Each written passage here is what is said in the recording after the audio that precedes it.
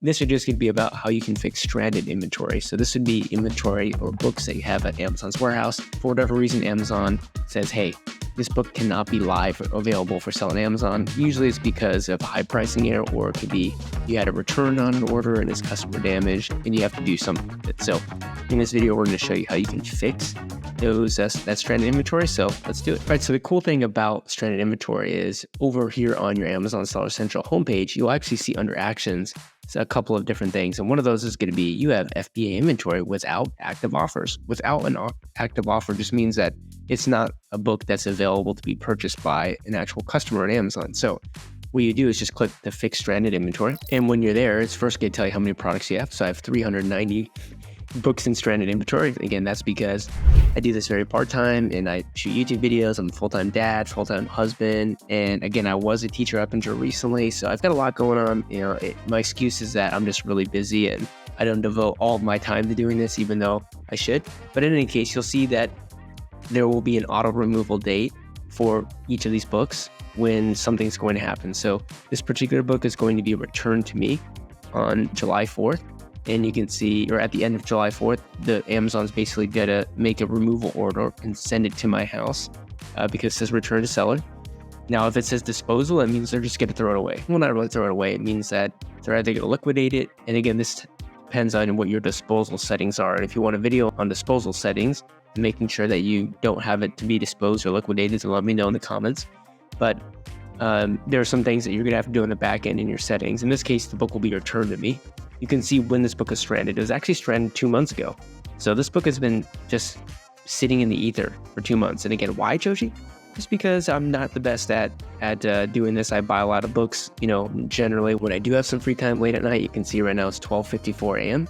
So I'm doing this almost 1 a.m. in the morning. And by the way, I am in Italy right now. So been spending awesome a lot of time with my wife and my son here. It's been a lot of fun, and we've been just chilling out, hanging out, eating good food, seeing awesome sights. But in any case, they'll also tell you the stranded reason, potential high pricing error. There's tons of reasons why a book becomes, high pricing error, and a lot of ways for you to actually get out of a high pricing error. And over on our BookMine YouTube channel, we have a video, how to fix high pricing errors on Amazon. It was about a 50-minute episode. Definitely go check that out as part of the BookMine Academy. So we're not going to dive into how to fix high pricing errors. We're just jumping into how to fix stranded inventory. In this case, we have a book that has a high pricing error or potential high pricing error, but it's still stranded. And so what we need to do is actually edit this price so that it's no longer stranded. So here's the easiest way to do that. Now, I'm just going to take the second book because I already did this for the first book, but I'm actually going to open up another tab on Amazon. And when I'm there, I'm also going to click to manage all inventory. And now what I'm going to do is actually just take this FNSKU label. I'm going to copy it, or you could take the ASIN, that number too, up to you. Then in the search bar, I'm just going to go ahead and paste it. So if you're on a Mac, Command-C, Command-V, copy, paste. If you're on a Windows, Control-C, Control-V, copy and paste functions, right?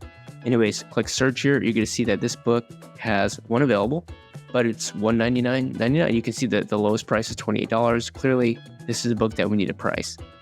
And what we can do is come over here to the edit button. Now we're going to scroll down on this page, and you can see under our price, we're going to need to change this. So obviously $199 is a high pricing error. Ideally, we should price it around what it should sell for. So we're going to go back to this actual listing, and you can just hover over the product name here. And as long as you have the little Keepa feature in your Keepa settings enabled, where it shows a pop-up every time you hover over Amazon listing product name, then you can actually see here, it looks like the new price is right around 40 right now. Generally, the used price is selling right around 40. So I'm just going to put my price at $39.99. And if I do that over here, then, just change the price from $129 to $39.99. And under list price, I'm just going to put a really high list price of $200 here. I generally always put a list price of $200 unless the book is worth more than that. And I'm going to scroll down and just click save and finish. Now, if you get an error, then it means you've got to fix that error. And in many cases, the error is that you didn't put a list price in. So make sure you put a list price. I put 200 in.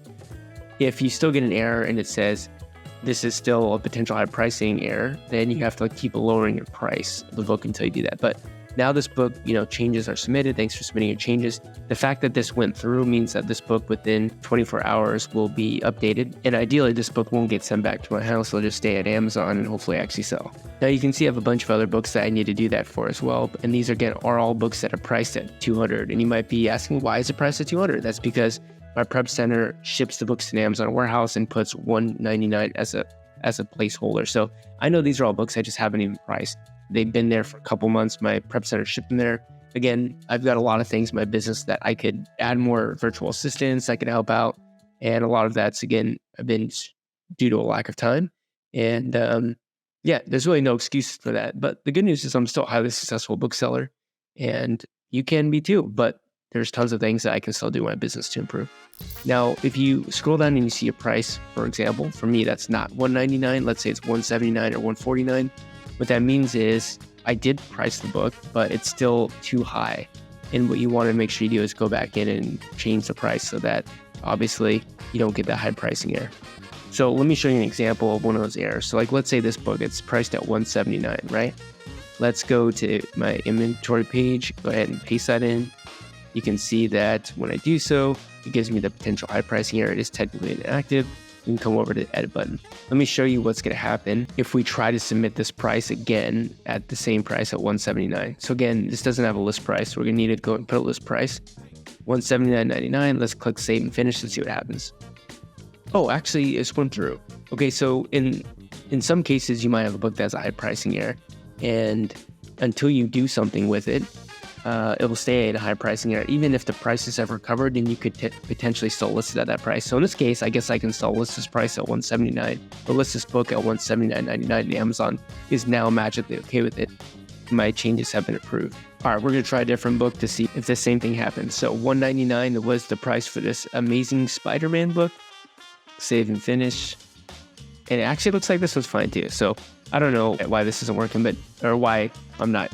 We're getting lucky here, but most of the time the book is actually going to say, hey, this price is actually still too high. You need to change the price. And in that case, you actually do need to go in and change the price. Now, the other thing I really want to show you here is that you also might have inventory that is stranded for the reason that a customer bought the book, then they returned it to Amazon. An Amazon employee, upon receiving the book, deemed that the book is unfulfillable, meaning that there's something wrong with the product, that it cannot be resold on Amazon in its current state.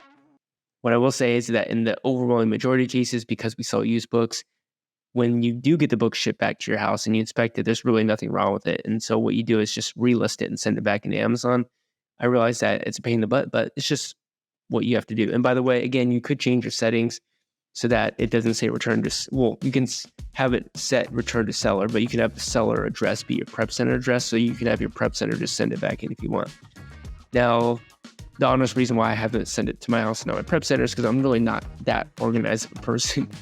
And to keep track of which books are getting sent back because of customer returns and all that stuff, it's just a headache that I haven't decided to sit down and figure out and fix as a system of my business. And that's one of the reasons why, probably not one of the major big fish out there that's selling a bunch. But by the way, still a successful bookseller. You can't be too. You don't have to be perfect. You just got to buy books and sell books, right? But again, the way that you do that is you just go to your manage inventory page. And you'll actually see up here at the top, this says remove unfulfillable inventory. You can see I have 8 products that are unfulfillable. And what you'll see here is there's going to be a reason for why it's unfulfillable. So unfulfillable inventory, 1 unit. Why are they unfulfillable? Customer damage. This book, customer damage, customer damage, customer damage. And that just means that, hey, something's wrong with the book. You can't sell it. In reality, when I get this shit back to my house, I'll look at it and there's nothing wrong with it. I'll just send it back in with the next shipment. It's kind of a pain in the butt, but it just is what it is. So those are my tips for how to fix your stranded inventory on Amazon. Hope you all enjoyed it. I'll see you guys on the next one.